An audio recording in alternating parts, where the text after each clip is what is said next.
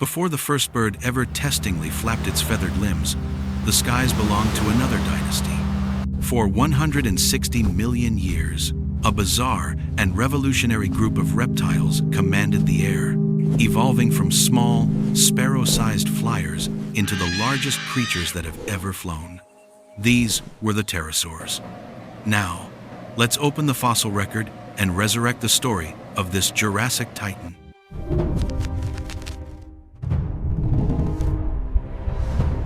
To understand these masters of the Mesozoic sky, we must first correct a fundamental misconception perpetuated by popular culture. Pterosaurs were not dinosaurs. They were a separate, parallel branch of archosaurs, the ruling reptiles that also included dinosaurs and crocodilians. While they shared a common ancestor deep in the Triassic period, their evolutionary paths diverged dramatically. Dinosaurs conquered the land. Pterosaurs, in a stunning evolutionary leap, conquered the air. This conquest was not a simple act of gliding. It was the invention of powered flight, the first time any vertebrate achieved this milestone. When we analyze the earliest pterosaur fossils, like those of Eudomorphodon found in Italy, we see anatomy that is almost alien in its specialization. The key to their success was a profound re-engineering of the reptilian hand. Unlike birds, whose flight feathers attach to a fused, reinforced arm, or bats, whose wings are membranes stretched across 4 elongated fingers, the pterosaur created a different solution. Its wing, or patagium, was a vast, leathery membrane of skin and muscle fibers. But this membrane was supported primarily by a single, impossibly elongated 4th finger. The other 3 fingers remained small, clawed digits near the wrist, likely used for climbing, clinging to cliffs, or perhaps even grasping prey. This unique anatomical signature defines the entire Parasauria order. But a wing alone is not enough. To fly, an animal must be powerful, yet incredibly light. The fossil record provides unambiguous evidence of how pterosaurs solved this engineering problem. Like modern birds, their bones were hollow, pneumatic structures filled with air sacs connected to their respiratory system. This framework provided immense structural strength for minimal weight, a critical requirement for an aerial lifestyle. Furthermore, we see evidence of another unique adaptation, a specialized wrist bone called the pteroid. This small, pointed bone, unique to pterosaurs, projected forward from the wrist, allowing them to control the shape and tension of a forward wing membrane, acting much like the leading-edge slats on a modern aircraft to generate extra lift and prevent stalling at low speeds. The story these bones tell is one of radical adaptation. Early forms like Dimorphodon from the early Jurassic already possessed fully formed wings, a sophisticated shoulder girdle to anchor powerful flight muscles, and even, as recent fossil finds suggest, a covering of pycnofibers. These hair-like filaments were not feathers, but a unique integument that almost certainly served as insulation. This strongly implies that these reptiles were not cold-blooded in the way we understand modern lizards. To power flight requires a high-energy, fast metabolism. Pterosaurs were likely warm-blooded, active animals from their very inception. They were the pioneers, the first to truly exploit the vast, open superhighway of the sky, setting the stage for an evolutionary arms race that would, millions of years later, produce the most terrifying aerial predators the world has ever known.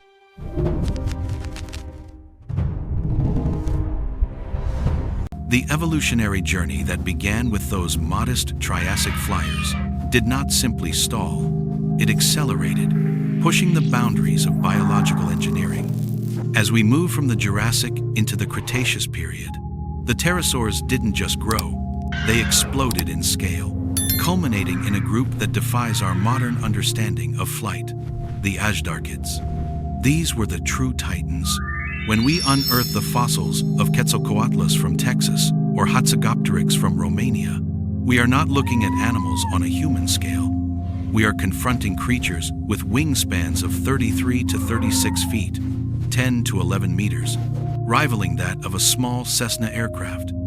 Standing on the ground, with its wings neatly folded, an Azhdarchid, like Quetzalcoatlus, would have been as tall as a modern giraffe, its head towering 18 feet above the earth. This scale presents an immediate, glaring problem of physics. For decades, paleontologists were baffled. How could an animal of this size, estimated to weigh between 400 and 550 pounds, ever overcome gravity? Our world has no modern analog.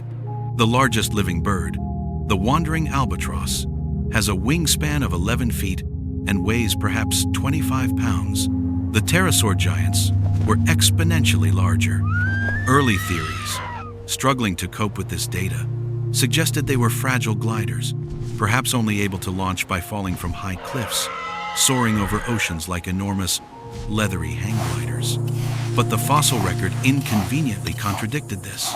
Quetzalcoatlus fossils, for instance, are found in inland deposits, far from any sea or obvious cliff face. They lived in a floodplain environment. This was not a passive cliff dweller. This was an active participant in its ecosystem. The answer to this paradox came not from the sky, but from the ground, and a revolutionary biomechanical model. When we analyze the bone structure of an Azhdarchid's wing, we find it is not just a delicate sail. The humerus, the upper arm bone, is massive, with enormous crests for the attachment of powerful pectoral muscles. Its forelimbs were, in fact, far stronger than its hind limbs. The solution to its launch problem was not in its legs, but in its arms. We now believe these giants launched using a quadrupedal launch, or quad launch. Picture the animal on the ground, standing on its 2 small feet and its 2 powerful, folded wing arms, in a 4-point stance. To take off, it would first crouch, then explosively straighten its forelimbs, pole vaulting its entire body mass into the air. This single, massive push from its arms provided the initial velocity and altitude needed to clear the ground. Only after this vault, once airborne, would it unfurl its colossal wings and take its first powerful, downward flap. It's a launch mechanism with no modern equivalent, an ingenious solution born of a unique anatomy. It also implies that these creatures were far more powerful and dynamic than the fragile glider image suggests. Once aloft, their flight was likely a masterclass in energy efficiency.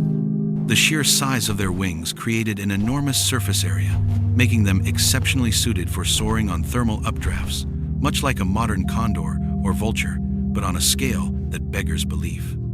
They could likely travel hundreds of miles with minimal effort, ranging over vast territories. Yet, the robust structure of their wing bones and massive muscle attachments confirms they were also capable of powerful, active, flapping flight, necessary for takeoff, landing, and maneuvering to secure prey. These were not delicate paper kites.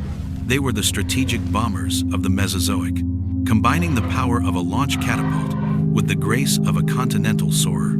Their very existence rewrites our rules for what is possible in vertebrate evolution.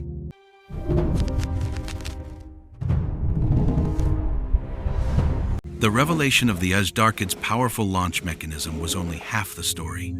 It explained how they got into the air, but it forced a new, more profound question. What exactly were they doing when they were not flying? The traditional image of these giants soaring endlessly, perhaps skimming over oceans for fish, began to crumble under the weight of new evidence. The most compelling data came not from bones, but from footprints.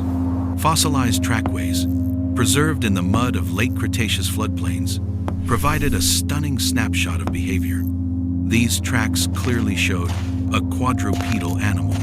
We see the imprints of the small hind feet, but also the distinct, larger impressions made by the folded forelimbs as the animal knuckle-walked on its wing arms. When paleontologists analyzed this gait, they made a revolutionary discovery. This was not the clumsy, awkward shuffle of a bat out of its element. The long, robust forelimbs and the structure of the joints indicate a surprisingly efficient, stable, and even striding walk. These flying giants, it turns out, were exceptionally capable on the ground. This completely reframes our understanding of their ecological niche. We must now bust the myth of the passive skimmer. The anatomy of an Azhdarchid, with its extremely long, relatively stiff neck, is poorly suited for skimming the water at high speed. Furthermore, as we've seen, their fossils are found in inland environments, far from the sea.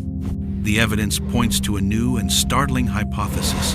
Quetzalcoatlus and its kin were terrestrial stalkers. The largest flying animal of all time likely did most of its hunting on foot. We must now picture a different scene. A creature as tall as a giraffe, with a massive, 5-foot-long, spear-like beak, stalks methodically through the open woodlands and fern-covered plains. Its immense height gives it a perfect vantage point to scan for prey.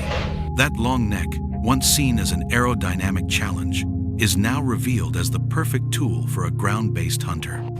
It could probe, lunge, and strike with incredible speed and precision. Its likely targets were not large dinosaurs, but the abundant smaller animals of its ecosystem. Juvenile dinosaurs of all kinds, mammals, lizards, and other small vertebrates. This was the aerial titan's great paradox. It was a super stork, a terrestrial predator that operated on a scale the world had never seen. It would stalk its prey, and with a rapid lunge of its head, jab its victim, swallowing it whole. Its flight, in this context, becomes a tool for long-distance travel, a way to escape competition, avoid larger theropod predators, or move to new, richer feeding grounds. It could hunt an area and then, with a powerful quad launch, vault into the sky and soar for 100 miles to its next hunting territory. This ecological role, a giant, flight-capable ground hunter, is a niche that has never again been occupied. The reign of the Pterosaurs ended 66 million years ago, in the same fiery cataclysm that claimed the non-avian dinosaurs. Their 160 million year dynasty, one of evolution's most daring experiments, was over. They left behind a fossil record that challenges our imagination, a testament to life's relentless drive to innovate, pushing the very limits of biology to create an animal that was both an aerial master and a terrestrial stalker, a true paradox of stone and sky.